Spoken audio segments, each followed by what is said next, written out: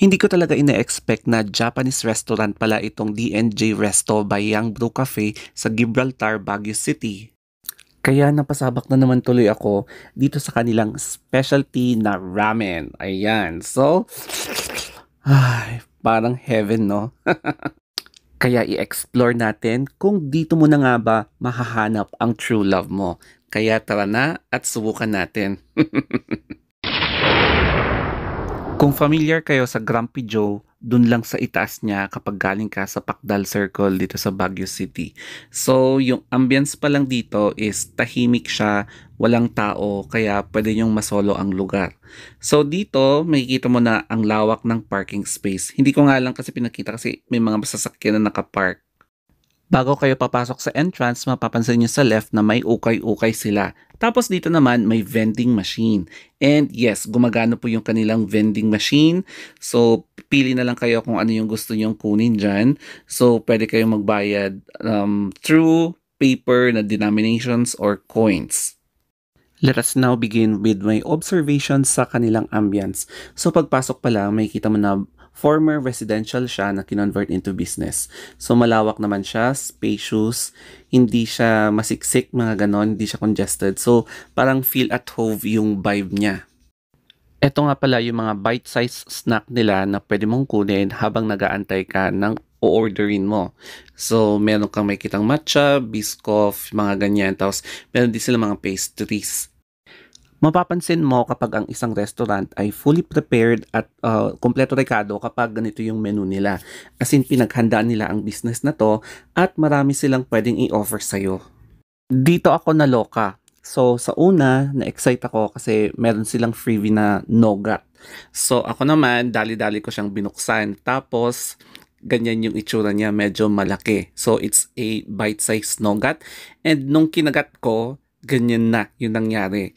Hindi ko siya talaga makagat kasi kaka-adjust lang ng brace ko.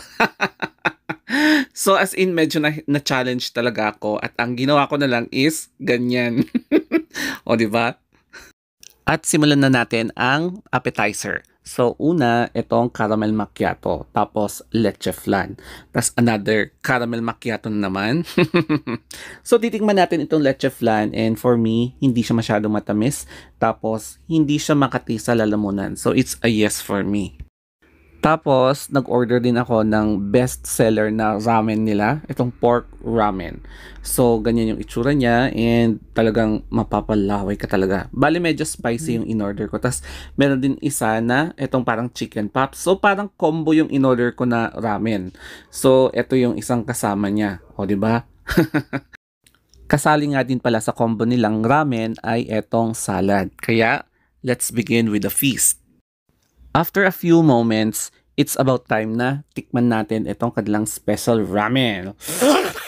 O, di ba? So for me, mild yung kanyang spiciness. Tapos, syempre naglalagablab yung mga flavor sa ramen na to. Kaya mukhang mapapalaban talaga ako dito kasi ang dami. Combo yung kinuha namin. O, di ba? Para sulit na sulit talaga. Habang kinakain ko at nilalasap ko itong ramen, ang napansin ko din sa ambience as an addition is tahimik siya. And pwedeng-pwede ito sa mga magbarkada na gustong magchismisan at medyo gustong magtagal sa isang establishment katulad nito na hindi pinapaalis. Since ang dami naming in-order, dahan-dahan na lang muna namin kinain yung main course. Kasi hindi namin maubos agad and hindi naman kami magmamadali. So, magchismisan muna kami. Nung medyo na-digest na yung kinain kong ramen, ang sinunod ko naman ay etong chicken tapos yung kanilang salad. So dito nagustuhan namin mas lalo kasi hindi ka napapressure na tapos yung pagkain mo tapos aalis dahil may mga bagong customer. Dito kasi walang dumarating kaya for me parang yun ata yung gustong ambience ng place na to. Kaya if you have friends na gusto mong kakwentuhan, dito kayo pupunta. Share ko lang, meron akong college classmate na hindi ko nakita after how many years, more than 10 years. So nag-usap kami na magkikita sa isang coffee shop at nung nag-meet kami ng 12, hindi namin namalayan sa pagchichismis namin at pagka-catch up, 5 p.m. na. At medyo na-pressured kami kasi ang daming mga customer doon.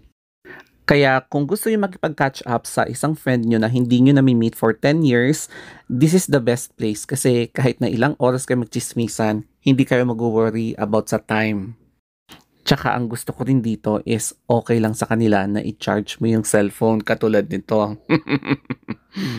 After ko naman kumain, ang susunod na tinignan ko ay yung kanilang comfort room. So dito, yan yung sa male and sa kabila is female.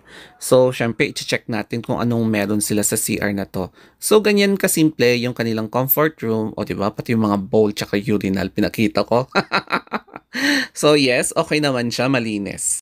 Para sa akin, hindi naman ako maarte sa CR. Basta meron akong way para makapag-release, okay na yun sa akin. Time check, it's 1:30 na, 1:30 p.m. So, kung balak nyo rin magpwesto dito sa labas, pwedeng-pwede rin kasi chill vibes yung eksena dito. For as long as hindi siya umuulan na. And yung sa parking naman, walang masyado nakapark. So, maganda talaga dito na mag-chill-chill lang. Eto nga pala yung total na binayaran namin kasi hindi ko napapakita yung ibang na-order namin. Pero anyway, sulit naman siya at hindi naman ako nagsisisi na pumunta kami dito. Maaga nga pala silang nagse-celebrate ng Christmas kaya kitang-kita nyo meron ng mga Christmas decorations. 'Di ba? And I assume na after day goes by, meron ng Christmas tree dito. Kaya nagpa-picture lang kami dito bago kami lumabas. Eto na yung Fearless Real Talk review. Yung food is 8.5 bucket kasi medyo matigas yung chicken. Yung cleanliness, 9. Customer service, 9. Yung price naman is 9 din. Kasi ganito naman talaga ang pricing kapag Japanese restaurant. Bago pa kami lumabas, napansin namin na medyo nagsisimula na siyang mag-drizzle. So, agad kami pumunta dito sa may parang ukay-ukay section nila. So, napansin ko yung iba parang bago, yung iba naman slightly used. So, eto yung mga gamit nila and I'm not sure kung nila live selling nila to. So, mukhang maganda naman yung mga quality. So, it's up to you kung gusto nyong bilhin. Anyway, madadaanan nitong Young Brew Cafe sa Gibraltar Road. Doon lang sa taas ng, alam mo yung Grumpy Joe. So, ayan, parang magkapit-bahay lang sila. So, pag makikita nyo, dito yon. Marami talagang mag-curious dito kasi bakit merong vending machine. Hindi nila ma-realize na Japanese restaurant pala kasi ito. So, ayan, marami kayong pagpipilian na gusto nyong bilhin. Ilagay nyo lang yung denominations nyo dito. Sa point na to, medyo lumalakas na talaga yung ulan kaya it's about time na lumisan sa place na to at sumakay na. Anyway, palabas na tayo dito sa D&J Restaurant. Makikita nyo dito yung karatula niya kapag dumadaan kayo dito sa Gibraltar Road, Baguio City na malapit sa Pacdal. And ganito yung madadaanan nyo, full of pine trees, tapos medyo nagpa-fog kasi umuulan na. And after that waiting shed, yan yung Grumpy Joe.